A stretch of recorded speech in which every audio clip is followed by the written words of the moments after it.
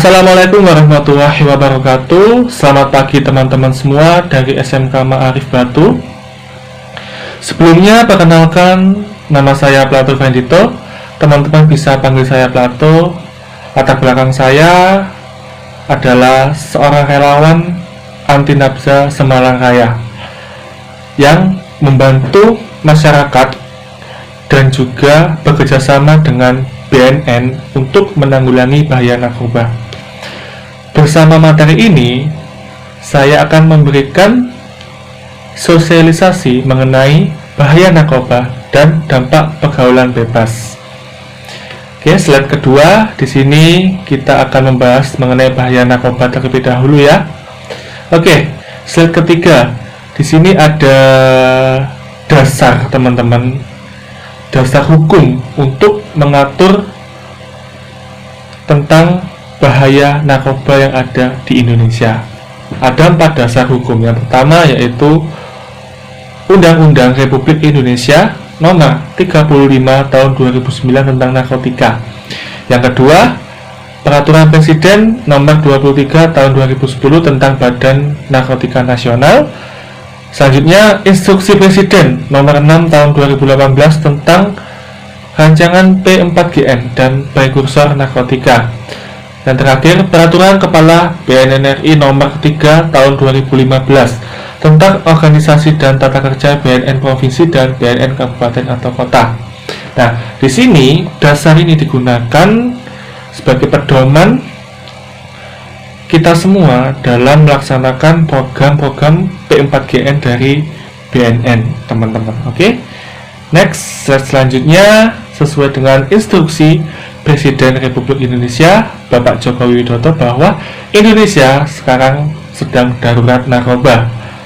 Di sini bagaimana caranya kita melalui gerakan Rakornas atau Gerakan Nasional Penanganan Ancaman Narkoba dalam rangka mewujudkan Indonesia Emas tahun 2045. Oke, kita harus tahu teman-teman, di sini potret permasalahan narkoba di Indonesia. Yang pertama, bahwasanya geografis yang terbuka menyebabkan narkoba mudah masuk dan menyebar di seluruh wilayah Indonesia. Kemudian ada demografis yang sangat besar. Kita kurang lebih sekarang ada 250 juta jiwa menjadi pasar potensial peredaran gelap narkoba. Selanjutnya, peredaran gelap narkoba bukan hanya menyasar orang dewasa dan remaja, melainkan juga anak-anak. Selanjutnya, minimnya fasilitas dan aksesibilitas layanan rehabilitasi pecandu narkoba. Kemudian ada saja teman-teman stigma terhadap penyalahguna narkotika sehingga penyalahguna atau pecandu takut untuk melaporkan dirinya sendiri. Ya, memang teman-teman di sini harus kita selesaikan dan kita bisa memberikan solusi bersama terkait potret permasalahan ini ya. Oke, selanjutnya nih, sistem penegakan hukum yang belum mampu memberikan efek jerah kepada penjahat narkoba. Ya, kita tahu teman-teman semua, banyak pengedar, banyak bandar yang masih memainkan bisnis haram ini teman-teman di Indonesia. Dan sangat disayangkan, kita semua adalah korban dari bandar, yang mana kita semua akan rugi karena narkoba sangat memberikan efek negatif terhadap bangsa kita, teman-teman. Oke, selanjutnya modus operandi dan variasi jenis narkoba yang terus berkembang, teman-teman. Di sini ada 41 jenis baru ya, teman-teman, untuk tahun 2019 ini. Ya, ada narkoba jenis baru juga yang bernama NPS atau narkoba sintetis, teman-teman. Nah, di sini sangat berbahaya NPS ini. Karena apa? Narkoba jenis NPS itu bisa disusupkan atau dicampur dengan vape. Tahu vape ya, teman-teman? Ya, itu sangat berbahaya dan berdampak negatif bagi kita yang mengkonsumsinya, teman-teman. Jadi wajib kita berantas untuk permasalahan narkoba ini.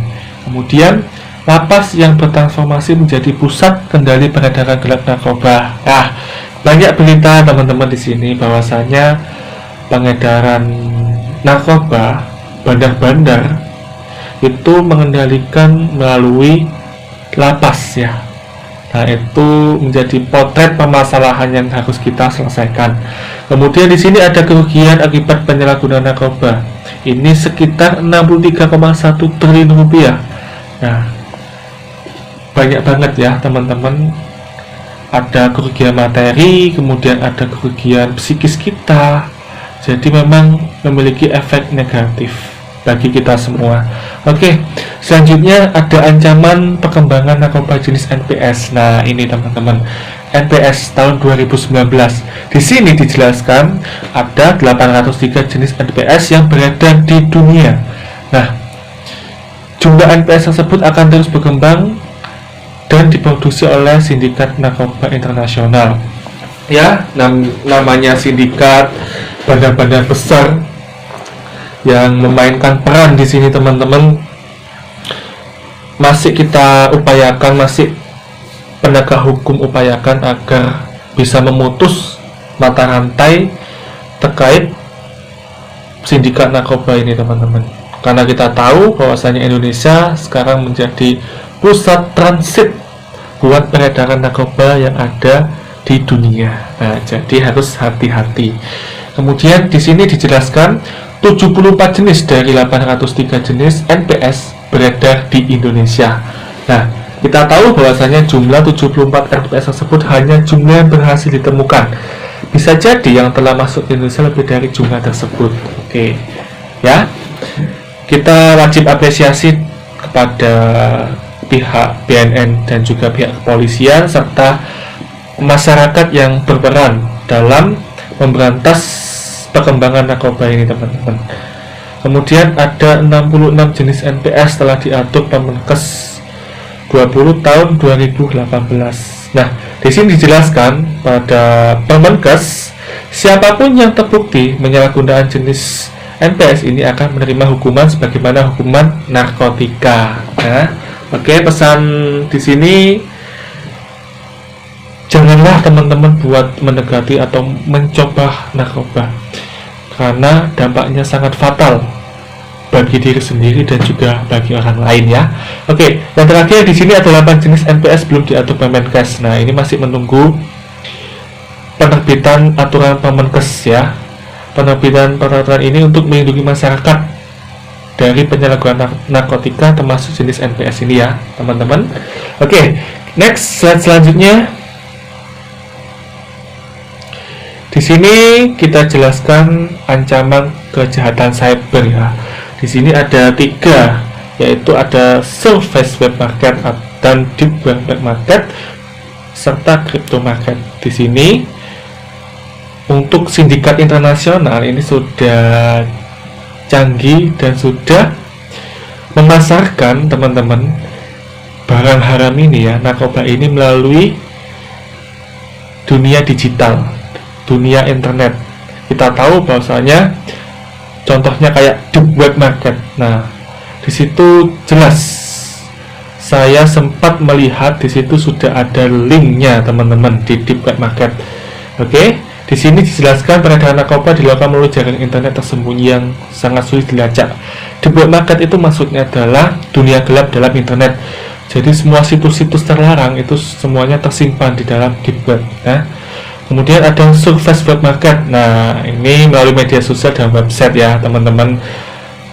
Kemudian ada crypto market. Nah, transaksi menggunakan cryptocurrency melalui internet. Tidak mudah dilacak identitas tersembunyi. Nah, seiring perkembangan teknologi informasi ini teman-teman memang memiliki dampak negatif bagi kita semua. Karena apa? Kejahatan cyber dalam peredaran narkoba ini akan sangat merajalela, dan kita di sini masyarakat, pihak BNN dan kepolisian pun sulit untuk melacaknya. Karena apa? Di sini diedarkan melalui perdagangan internasional, deep web market dan juga crypto market ya. Ini sangat diwaspadai. Karena apa? Ini termasuk dampak negatif dari perkembangan teknologi informasi ya. Oke, next set selanjutnya teman-teman. Di sini ada jumlah penyalahgunaan narkoba ya. Ini menurut laporan Badan PBB tahun 2017, estimasi jumlah penyalahgunaan narkoba dunia sebesar 255 juta. Jumlah mati overdosis 520 per hari. Nah, bayangkan sebanyak 255 juta di dunia. Nah, kalau di Indonesia ini kan mencakup seluruh penduduk Indonesia ya, yang 255 juta jiwa. Bayangkan, ini sangat banyak sekali teman-teman, karena sekali mengonsumsi akan kecanduan di sini ya. Jadi harap hati-hati dan waspada. Kemudian di sini menurut hasil survei BNN dan UI tahun 2017, di 34 provinsi jumlah penyalahgunaan narkoba di Indonesia sebesar 3,3 juta. Nah, ini di Indonesia teman-teman. Mati karena overdosis sebanyak 30 per hari, yang tersebar ada 3. Di sini ada lingkungan kerja sebesar 2 juta atau 59,3%, kemudian lingkungan pendidikan ada 800.000, lingkungan masyarakat ada 573.000. Nah, di sini lingkungan pendidikan menempati urutan kedua ya, karena memang sangat krusial banget. Karena lingkungan pendidikan ada SD, SMP, SMA, sama perguruan tinggi ya, dimana rasa ingin tahu kita, masa remaja kita ini sangat berbahaya ketika sudah terjerumus di dalam dunia gelap narkoba ya. Di sini ada 800.000. Kita nanti fokus ke lingkungan pendidikan ya teman-teman, karena di sini teman-teman adalah peserta didik baru SMK Ma'arif ya. Saya harap teman-teman bisa jadi pelopor buat sekolahnya teman-teman sendiri, buat masyarakat juga.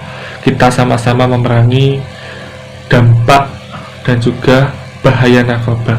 Oke, di sini ada karakteristik pecandu ya. 44,7% adalah pecandu ganja. Ya, memang di Indonesia ini banyak sekali peredaran narkoba jenis ganja. Ya, 44% mencoba narkoba baru, 65% pernah dipenjara, 25% pernah ditangkap, 20% pecandu adalah kurir, 25% pernah terlibat kejahatan, 29% pernah kecelakaan. Nah, ini semuanya adalah dampak negatif ya dari penyalahgunaan narkoba. Oke, next slide selanjutnya. Di sini ada klasifikasi penyalahgunaan narkoba teman-teman. Ini dicatat ya, jangan lupa. Di sini ada yang coba-coba pakai ya. Kita masih awal, kita masih polos, kita coba-coba pakai. Nah, ini termasuk ini. Di sini ada 979.000 jiwa. Nah, ini sangat banyak sekali, hampir menyentuh angka 1 juta. Kemudian ada pecandu suntik ya, suntik 33.000 jiwa. Ada teratur pakai yang rutin memakai ya, ada 776.000 jiwa. Selanjutnya ada pecandu non suntik, ini sebesar 1,5 juta jiwa ya teman-teman. Banyak sekali ya penyalahgunaan narkoba. Di sini yang paling banyak adalah pecandu non suntik ya, jadi narkobanya dikonsumsi langsung. Nah, ini merupakan klasifikasinya. Kemudian next selanjutnya ada penyalahgunaan narkoba berdasarkan pengelompokan. Nah, 59% adalah pekerja, 24% pelajar, 17% populasi umum. Kenapa teman-teman dikatakan pekerja ini mendominasi ya, sebesar 59%? Karena kita tahu dalam dunia pekerjaan memang dunia yang harus benar-benar kita wajib membentengi diri, harus jaga diri juga, jangan gampang terpengaruh. Karena apa? Kita tidak tahu rekan kerja kita, dunia di luar sana, pekerjaan kita yang kita lakukan membuat kita stres tiap hari, membuat kita bingung, depresi. Nah, ini bisa menjerumuskan ke hal-hal negatif, salah satunya yaitu narkoba ya teman-teman. Ini sangat krusial sekali ya, dimana dunia pekerjaan ini sangat besar dalam memberikan sumbangsih terhadap penyalahgunaan narkoba. Kemudian pelajar, nah ini biasanya pelajar masuk ke coba-coba ya, karena pelajar masih polos, kemudian dikasih sama teman, coba ini diminum airnya, nggak tahu ya kita airnya itu dikasih bahan narkoba, atau teman-teman disuruh buat beli pil ya, yang ngetren kan sekarang adalah pil koplo yang di kalangan pelajar. Nah, ada bahkan pelajar itu jadi pengedar. Nah, ini sangat disayangkan teman-teman, yang dimana sebagai pelajar kan kita harus belajar dan harus mementingkan pendidikan kita.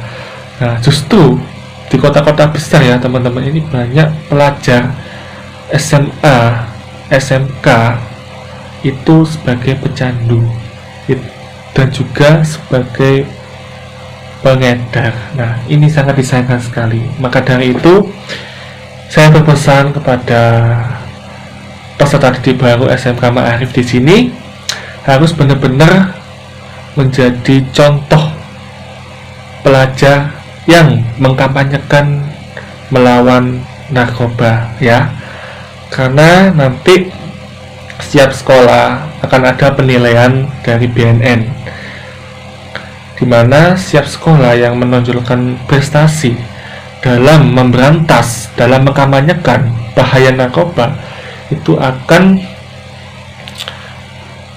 diberikan suatu apresiasi yang nantinya akan bermanfaat buat teman-teman. Dan juga perlunya tim satgas atau relawan anti nafsa yang ada di masing-masing sekolah. Karena apa? Nanti relawan-relawan tersebut akan berkomunikasi dengan masyarakat, berkomunikasi dan bekerjasama dengan BNN dalam upaya untuk menjaga sekolah teman-teman di sini terhindar dari bahaya narkoba ya. Oke, next slide selanjutnya. Oke, narkoba sekarang ya pasti sudah tahu dan sudah mendengar ya teman-teman. Narkoba itu kepanjangan dari narkotika, psikotropika, dan bahan berbahaya lainnya atau bahan aditif ya. Di sini pengertiannya yaitu bahan atau zat yang dapat mempengaruhi kondisi kejiwaan atau psikologi seseorang, mulai dari pikiran, perasaan, dan perilakunya, serta dapat menimbulkan ketergantungan fisik dan psikologik. Masing-masing jenis narkoba mempunyai 3 golongan, yaitu golongan 1, 2, dan 3. Nah, teman-teman, untuk pengertian narkoba, jenis-jenis narkoba, jenis-jenis atau golongan dari narkotika, psikotropika, ini teman-teman bisa cari di Google, banyak ya. Di sini tidak perlu saya jelaskan kembali ya. Di sini hanya materi dasar, dan nantinya saya akan lebih menjelaskan tentang kondisi Indonesia sekarang terkait Indonesia darurat narkoba. Oke, di sini ada jenis narkoba yang paling banyak digunakan di slide selanjutnya ya. Ada ganja, sabu, dan ekstasi. Ini paling banyak digunakan ya. Ganja terutama. Nah, di sini peredarannya sangat luas ya teman-teman di Indonesia. Bahkan pernah ditemukan ada seorang bandar yang menyelundupkan ganja sampai ratusan kilo. Nah, itu jalurnya melalui laut yang ada di Aceh sana ya. Memang jalur-jalur perbatasan laut, kemudian ujung perbatasan yang memang susah aksesnya, itu banyak dimanfaatkan oleh bandar-bandar ya untuk menghindari pemeriksaan petugas. Makanya lewat jalur yang aman, yaitu jalur laut. Nah, ini pernah ditemukan juga di daerah Madura, kemudian di Aceh, sering ya di Aceh ya, karena memang ujungnya Indonesia ya. Ada Sabang, kalau di Papua ada Merauke ya. Oke, selanjutnya di sini ada contoh narkoba ya teman-teman. Contohnya ada heroin ya, ada kokain, sabu, ganja, ekstasi ya. Nah, saya rasa teman-teman sudah paham ini gambar-gambarnya. Kalau misalkan teman-teman pengen lihat aslinya, bolehlah nanti teman-teman saditor ke BNN Kota Batu ya. Di sana sudah ada display, itu ada contoh asli terkait narkoba. Teman-teman bisa langsung belajar dari situ nanti. Nah, ini khusus untuk contoh narkoba saya tampilkan melalui gambar ya, nggak boleh kalau misalkan kita pakai yang asli. Oke. Nah, di sini ada jenis narkoba di slide selanjutnya berdasarkan efek terhadap susunan saraf pusat. Kita tahu ada 4 ya, ada stimulan, depresan, halusinogen, dan lainnya. Ada stimulan, contohnya apa? Amfetamin dan metamfetamin. Istilah kerennya ya, ada sabu, ada kristal. Ini akan berefek pada gangguan sistem saraf, termasuk stroke dan serangan jantung. Ini stimulan ini lebih ke dampak kesehatannya ya teman-teman. Kemudian selanjutnya ada depresan. Di sini contohnya ada alkohol, benzodiazepin, opioid, opium morfin kadein. Nah, di sini istilah gaulnya putau, kemudian si putih, oplosan. Nah, ini efeknya mengantuk dan kelelahan ya. Penurunan fungsi kognitif dan memori berkeringat, gelisah, sulit tidur, dan sulit konsentrasi. Nah, apabila ada teman-temannya yang memiliki gejala seperti ini, sulit konsentrasi ketika belajar, sulit tidur ketika malam, kepikiran terus, ingin konsumsi narkoba. Kalau misalkan nggak konsumsi narkoba, hidupnya tidak akan indah. Nah, itu kata-kata pecandu ya teman-teman. Jadi harap hati-hati kita ketika mendapati teman seperti itu. Teman-teman harus lakukan pendekatan, gali informasi sedalam-dalamnya ya. Jangan lupa teman-teman,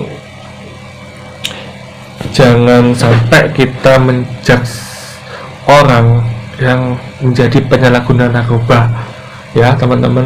Jangan sampai langsung menjudge, karena apa? Efek sosialnya sangat besar.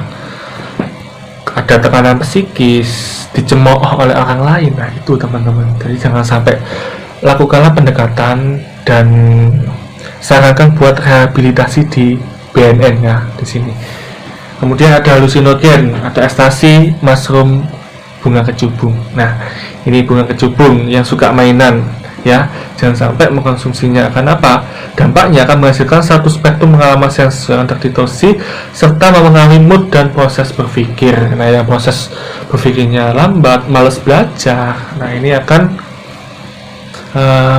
diakibatkan banyaknya halusinasi sebagai efek dari narkoba yang dapat mengakibatkan halusinogen.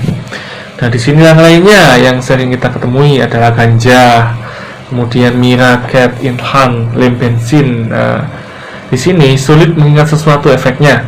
Reaksi melambat, sulit konsentrasi, mata merah, mengantuk, paranoid, dan cemas. Nah, ini sangat berefek bagi kondisi psikis kita ya, terutama di dampak kesehatannya.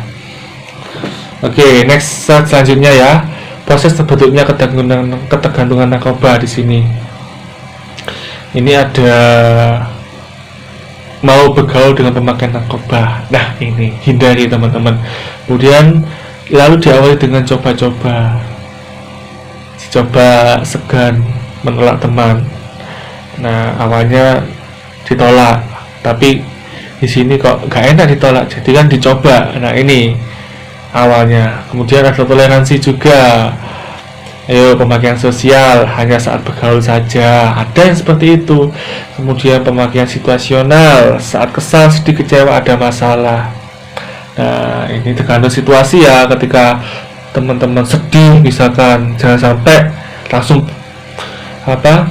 terjumus ke hal negatif seperti narkoba ya. Usahakan sedih itu wajib ada temennya buat tempat curhat. Nah, jangan sampai sendiri, karena apa? Nanti ketika diajak temennya yang pecandu, nah ini sangat berbahaya. Usahakan pilih teman yang positif ya teman-teman. Jangan sampai teman-teman bergaul dengan pecandu narkoba. Selanjutnya kebiasaan nih. Pemakaian jadi semakin sering akan meningkat menjadi sering pakai. Kemudian tidak perlu dipengaruhi atau sedang bermasalah. Nah, ini ya teman-teman. Nah, terakhir, puncaknya tahap ketergantungan. Bila tidak pakai, sakal kerusakan pada organ tubuh, bahkan sampai meninggal dunia. Oke, yang awalnya di dunia pergaulan, yang namanya pergaulan bebas kan kita nggak tahu ya. Kemudian ini ditawari, kemudian dipakai saat bergaul saja. Kemudian kok enak katanya ya. Kemudian dipakai pada saat situasional saja. Kemudian akan menjadi apa? Kebiasaan kan? pemakaian jadi semakin sering dan puncaknya akan mengakibatkan ketergantungan. Nah, ini sangat besar ya efeknya narkoba. Oke, next selanjutnya di sini ada ciri-ciri pengguna narkoba. Ada ciri-ciri fisik teman-teman, berat badan turun drastis. Nah ini. Kemudian mata terlihat cekung dan merah, muka pucat dan bibir kehitam-hitaman. Selanjutnya tangan penuh dengan bintik-bintik merah seperti bekas gigitan nyamuk dan ada tanda bekas luka. Nah seperti ada yang digambar ya teman-teman, contohnya distress, buang air besar dan kecil kurang lancar. Nah ini berat badan turun drastis ini yang memang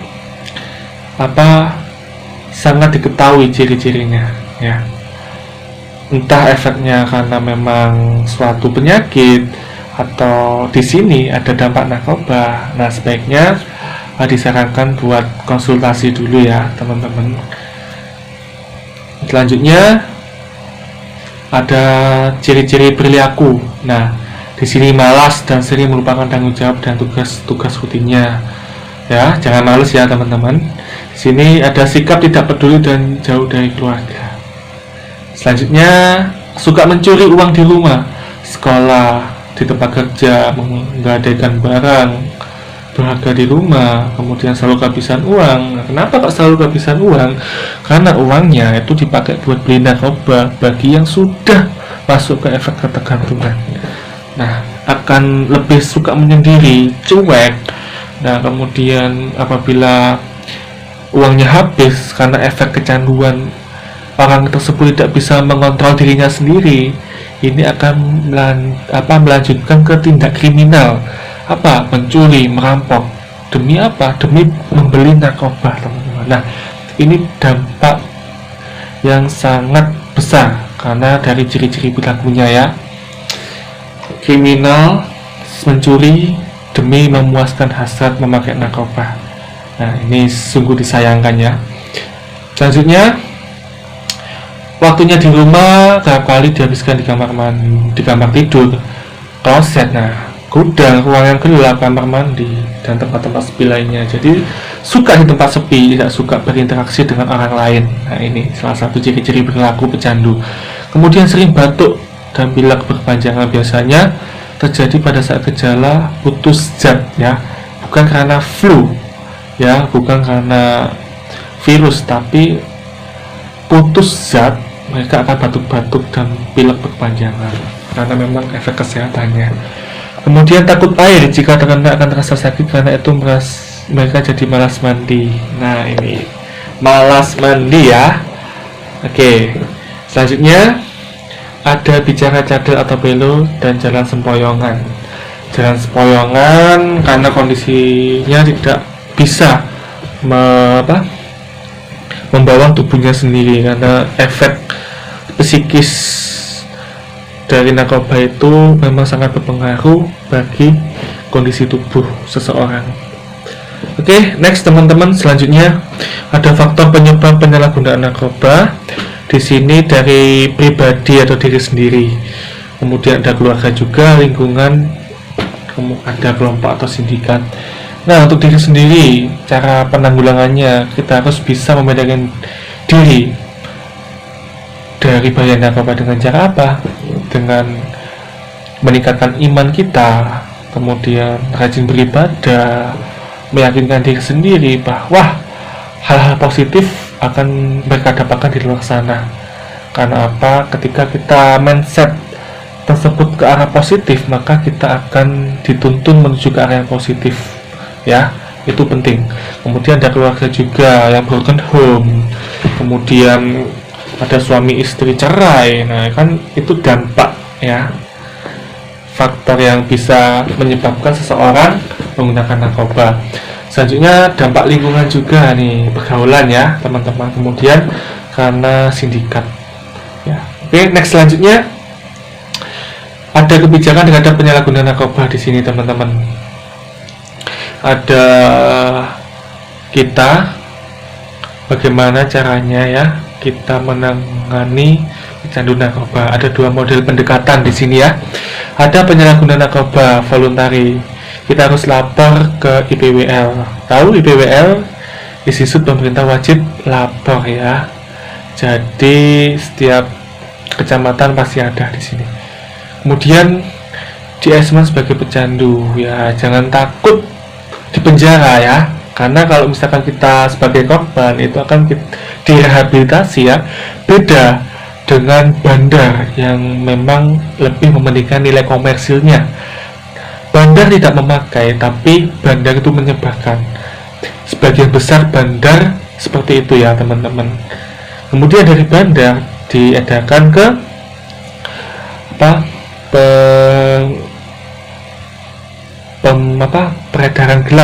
peredar gelap di sini ya teman-teman, peredar gelap. Kemudian turun lagi ke kelompok-kelompok kecil yang mana itu mengedarkan melalui instansi pendidikan secara sembunyi-sembunyi.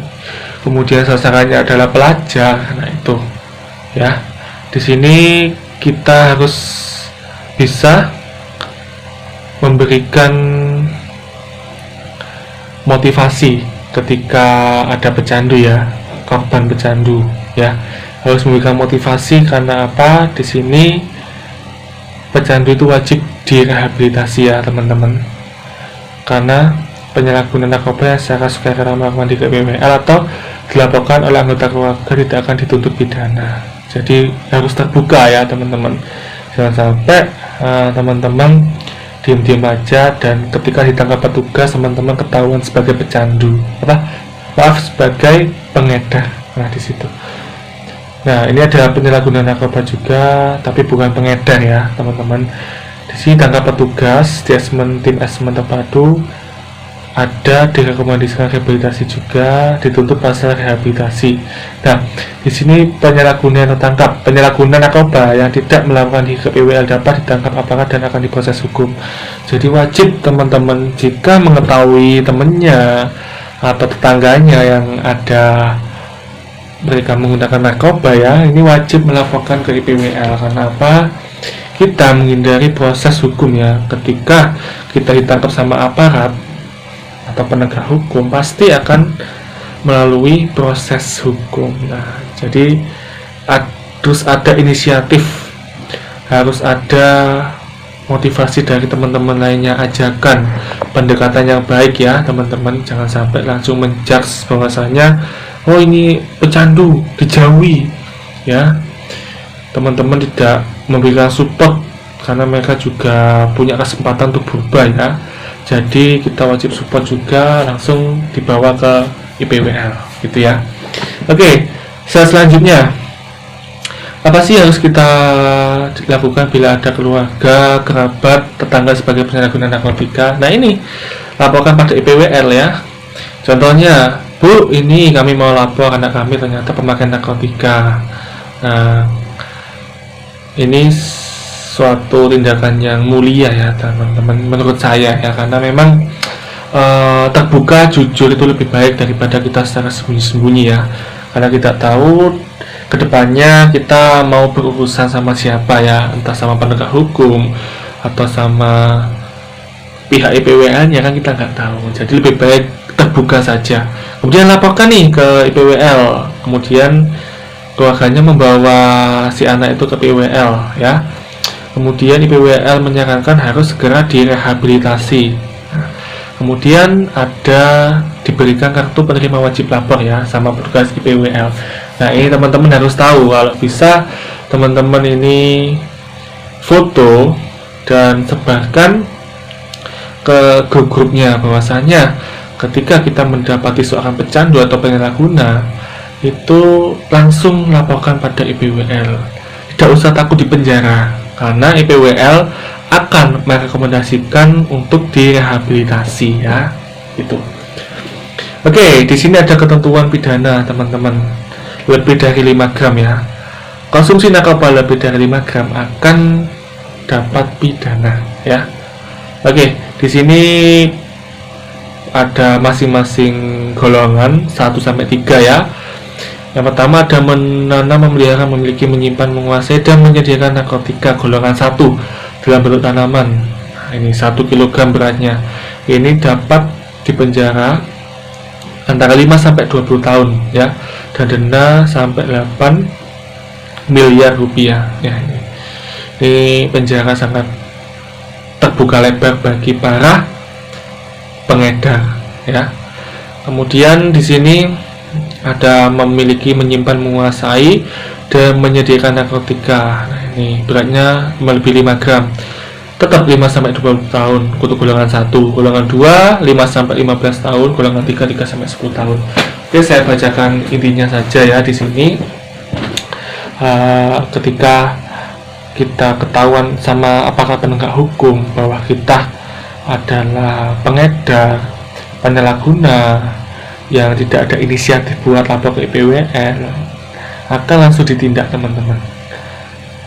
Ketika kita semua oknum-oknum tersebut ya itu menggunakan narkoba melebihi 5 gram ya, perlu diingat nih, dan juga perlu di-share di grup-grup keluarga, grup teman kerja, kemudian teman sekolah. Nah, penting ya ini teman-teman. Oke, cukup untuk mengatasi narkoba. Selanjutnya 25 menit terakhir saya akan membahas mengenai pergaulan bebas ya. Penting buat teman-teman di sini, jangan sampai salah pergaulan. Oke, untuk pengertian pergaulan bebas ya, di sini kita tahu bahwasanya pengertian pergaulan bebas adalah salah bentuk perilaku menyimpang yang melewati batas dari kewajiban, tuntutan, aturan, syarat, dan perasaan malu. Atau pergaulan bebas dapat diartikan sebagai perilaku menyimpang yang melanggar norma agama maupun norma kesusilaan. Ingat, norma yang dilanggar adalah norma agama dan norma kesusilaan ya. Bisa di luar sana teman-teman banyak sekali remaja di usia 16 sampai 21 tahun ya, itu terjumus dalam hal-hal negatif, terutama pergaulan bebas ini, karena kita tahu nanti efeknya seperti apa. Oke, next selanjutnya ya. Di sini ada faktor penyebab pergaulan bebas. Yang pertama, rendahnya taraf pendidikan keluarga. Kemudian keadaan keluarga yang tidak stabil, broken home. Selanjutnya, orang tua yang kurang memperhatikan, lingkungan setempat kurang baik, kemudian kurang berhati-hati dalam berteman, keadaan ekonomi keluarga, kurangnya kesadaran remaja, adanya teknologi informasi. Nah, ini ada 8 faktor penyebab pergaulan bebas. Oke, yang paling ditemukan di sini adalah karena broken home. Oke, keluarga tidak stabil, ayahnya sering memarahi anaknya, sering bertengkar sama istrinya, kemudian sering bertengkar sama orang tuanya. Nah, ini akan menjadi masalah dan menyerumuskan si anak yang tadi sebelumnya tertekan ya, karena memang broken home ini ke pergaulan bebas. Nah, efeknya pergaulan bebas ini bisa masuk ke narkoba, bisa. Karena apa? Kita akan tahu orang-orang sana stres, kemudian sedih, tertekan, depresi, kan butuh ketenangan. Ada yang menawarkan narkoba yang memang itu yang bisa memberikan ketenangan bagi dirinya, itu pasti langsung dikonsumsi teman-teman ya. Jadi hati-hati. Ini merupakan faktor-faktor umum ya yang memang terjadi di Indonesia, karena kita tidak menutup kemungkinan kita semua bisa terjumus ke pergaulan bebas, tergantung dari diri kita sendiri masing-masing. Bagaimana cara kita membentengi diri dari pergaulan bebas. Oke, selanjutnya di sini ciri-cirinya ya, teman-teman wajib tahu.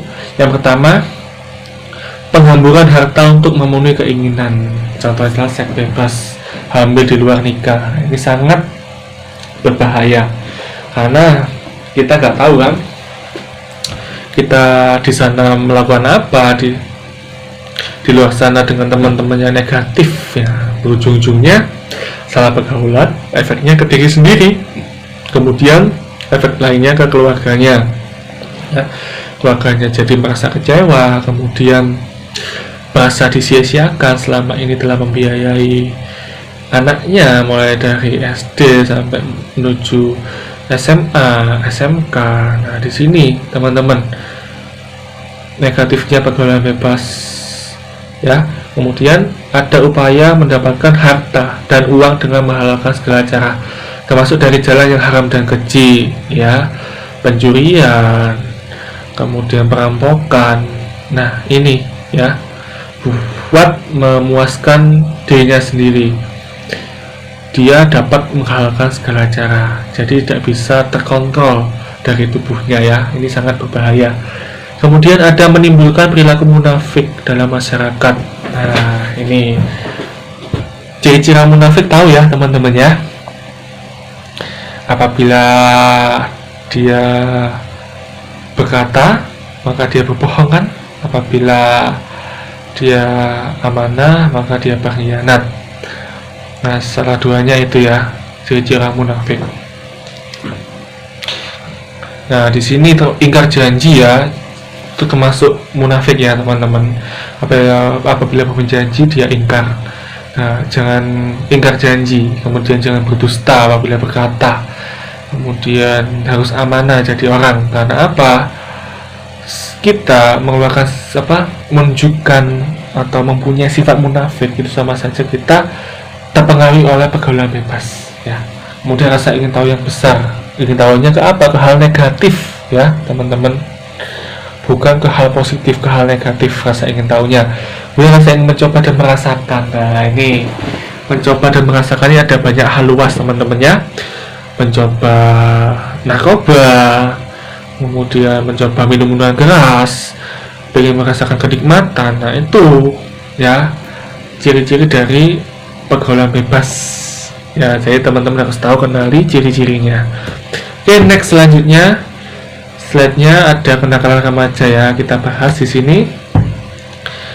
Oke, kita bahas secara teori. Remaja itu ialah transisi antara masa anak dan masa dewasa yang mencakup perubahan biologis, kognitif, dan sosial emosional. Nah, di sini dikatakan remaja apabila seseorang berusia 12 hingga 21 tahun. Nah, remaja ini rasa ingin tahunya besar ya teman-teman. Jadi untuk para orang tua juga harus hati-hati dan waspada. Jangan sampai anaknya kurang pengawasan yang nantinya dapat terjun ke pergaulan bebas. Oke, next selanjutnya ya teman-teman. Di sini ada remaja plus masalah ya, akan menimbulkan kenakalan remaja ya. Kita tahu bahwa banyak remaja di sana yang geng-gengan sekarang di sekolah, geng-gengan, kemudian balap liar juga, tawuran. Itu salah satu bentuk dari kenakalan remaja, karena efeknya bisa ke pasal pidana ini ya. Ini salah satu kenakalan remaja, contohnya di gambar ya. Kemudian ini ada kenakalan remaja perilaku yang tidak dapat diterima secara sosial sampai tindakan kriminal. Nah, apa sih di sini? Kurangnya nilai moral dan sosial. Nah, ini kita sejak kecil, mulai SD, SMP. Nah, ini kurang pembelajaran terkait kerohanian atau keagamaannya. Nah, itu bisa menjerumuskan kita ke pergaulan bebas, lebih-lebih ke kenakalan remaja ya. Kemudian perilaku orang tua ya juga bisa mempengaruhi. Apabila orang tuanya keras, pasti anaknya memiliki sifat yang keras juga ya. Kemudian orang tuanya lembut, perhatian sama anaknya, pasti akan mengikuti juga. Ada peribahasa, buah jatuh tidak jauh dari pohonnya ya. Maka sifat orang tua akan turun ke sifat anaknya di situ nanti.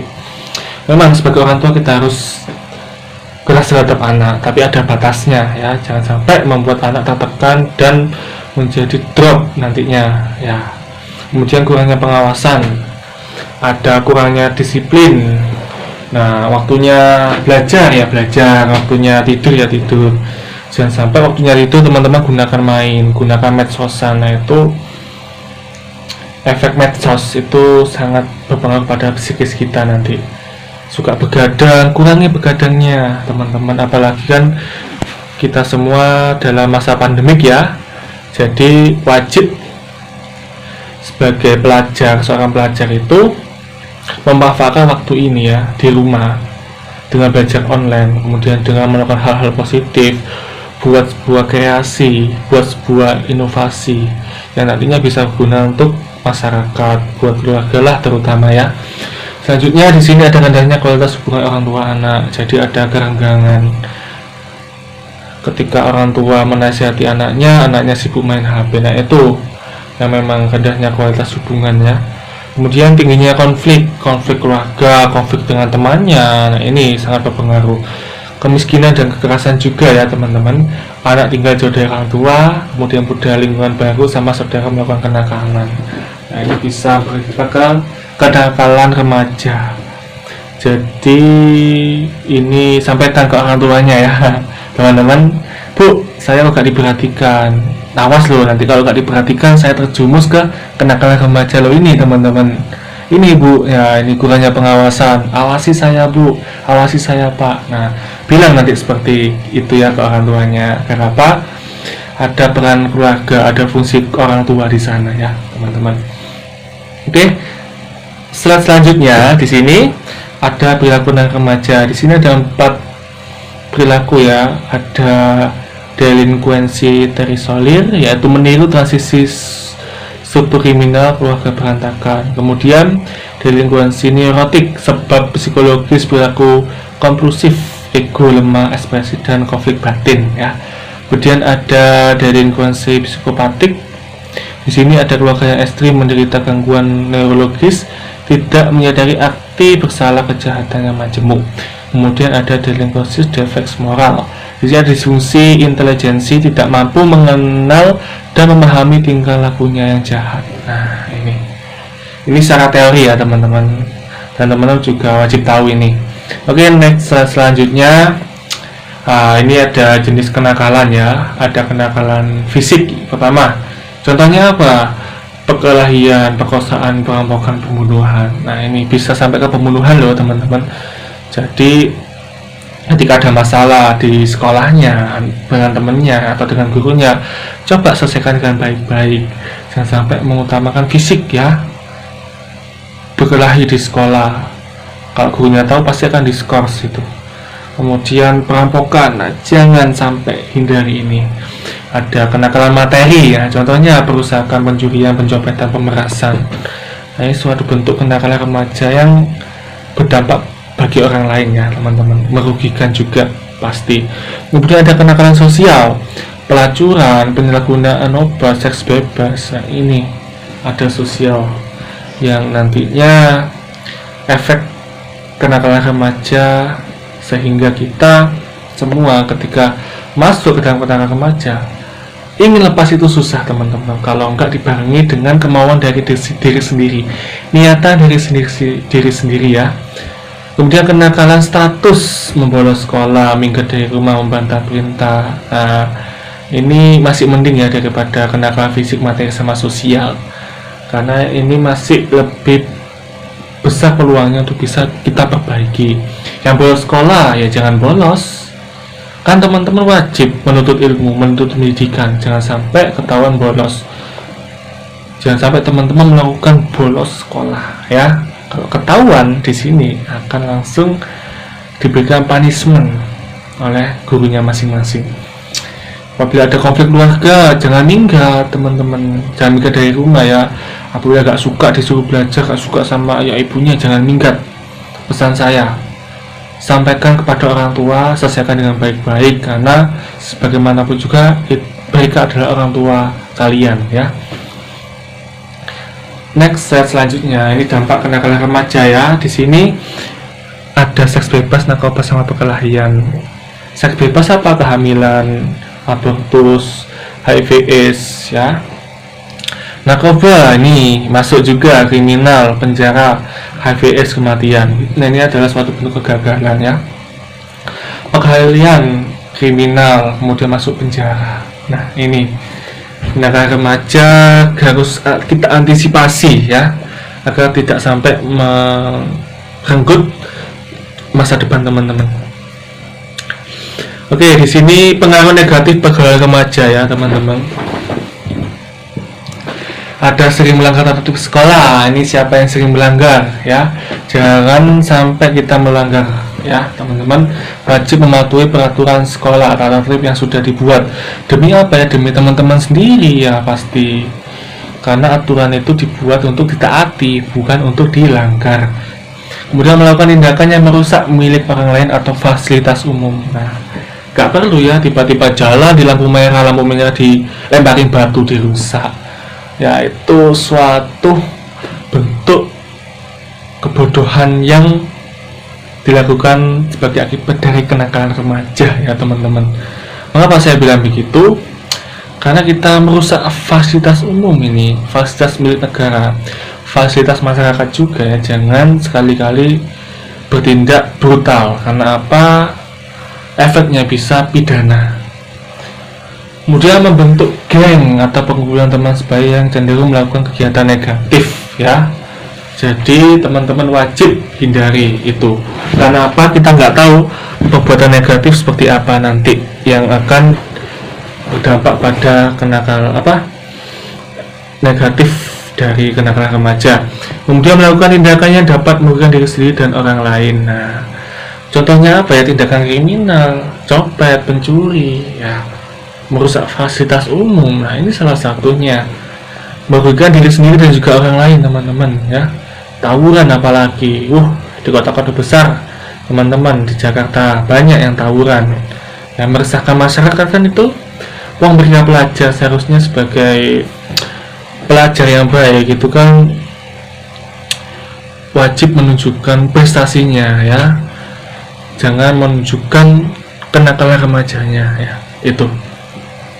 Next, bagaimana cara menghindarinya? Di sini kita wajib memperbaiki cara pandang kita ya teman-teman, penting. Kemudian menjaga keseimbangan pola hidup, ada jujur pada diri sendiri juga, memperbaiki cara berkomunikasi. Kemudian perlunya remaja berpikir untuk masa depan. Nah ini teman-teman, punya cita-cita, kemudian punya keinginan, wujudkan itu, manfaatkan masa remaja itu dengan kegiatan-kegiatan yang positif. Kemudian kegiatan-kegiatan yang dapat meningkatkan prestasi teman-teman. Nah itu penting. Kemudian ada mengenalkan nilai ketimuran. Nah ya, orang ketimuran ya teman-teman, bukan orang timur Papua ya, bukan ya. Jadi adat kita di Indonesia yang masuk ke adat ketimuran itu adalah sopan santun, beretika, menggunakan unggah-ungguh ketika kita berkomunikasi dengan orang lain. Nah itu salah satu contohnya ya. Kemudian mengurangi menonton televisi ya, kalau nggak penting nggak usah nonton ya. Yang penting-penting aja ketika teman-teman nonton. Ketika boring nonton televisi nggak apa-apa. Jangan setiap hari menonton sampai malam, sampai larut malam. Apalagi besok akan sekolah kan. Nah itu akan mengganggu psikis kita nanti. Selanjutnya sosialisasi bahaya pergaulan bebas sering harus teman-teman pahami dan pelajari terkait sosialisasi bahaya pergaulan bebas. Kemudian banyak beraktivitas secara positif ya. Secara positif melakukan aktivitas. Jadi ketika di sekolah contohnya ikut eskul, kemudian ikut OSIS ya, ikut kegiatan kemasyarakatan. Nah itu cara satu, beraktivitas secara positif teman-teman. Oke, jadi ini ada beberapa cara buat menghindari ya teman-teman pergaulan bebas, dan teman-teman saya yakin punya cara masing-masing ya. Oke, di sini ada tugas ya. Setelah saya memaparkan materi tadi, teman-teman wajib mengerjakan tugas yang nantinya dikumpulkan ke kakak-kakak panitia MPLS ya. Yang pertama, buatlah rangkuman seluruh materi yang sudah dipaparkan secara singkat, padat, dan jelas ya. Jangan banyak-banyak, singkat, padat, jelas dari materi yang sudah saya sampaikan di sini ya teman-teman. Jadi ketika saya menyampaikan materi, teman-teman wajib mencatat ya, sehingga nanti ketika ada tugas rangkuman seperti ini, teman-teman tidak mengulang kembali buat merangkum ya.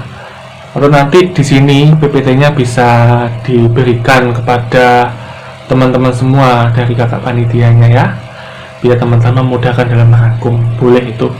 Yang kedua, sebutkan dan jelaskan masing-masing 3 golongan narkotika beserta contohnya ya.